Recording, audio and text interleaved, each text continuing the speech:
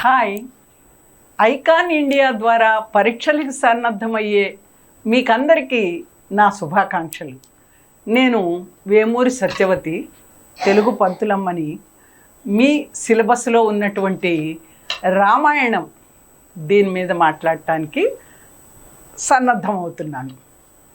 వామాంకస్థిత జానకీ పరిలసత్ కోదండ దండం కరే చక్రం చోర్ధ్వకరేణ బాహుయుగళే శంఖం శరం దక్షిణం బిభ్రాణం జలజాతపత్రనయనం భద్రాద్రిమూర్ధ్ని స్థితం కేయూరాది విభూషితం రఘుపతిం సౌమిత్రియుక్తం భజే.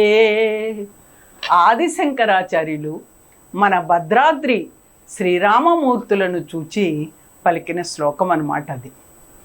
ఈ రోజున మనం సిలబస్లో ఉన్నటువంటి రామాయణంలో ఉన్న కొన్ని విశేషాల్ని చెప్పుకుందాం. ఈ రామాయణం ఎటువంటి ఇతిహాసం? ఇతిహాసం అంటే చాలా సంవత్సరాల క్రితం నిజంగా ఈ భూమి మీద జరిగినటువంటి వృత్తాంతం. భక్త్యా భాగవతం జ్ఞేయం, భక్త్యా యుక్త్యా చ భారతం, భక్త్యా యుక్త్యా చ బుద్ధ్యా చ జ్ఞేయం రామాయణార్ణవం. మనకి భాగవతం తెలుసుకోవాలంటే భక్తి ఉండాలి. భక్తితో పాటు యుక్తి కూడా ఉంటే భారతం చక్కగా అర్థమవుతుంది.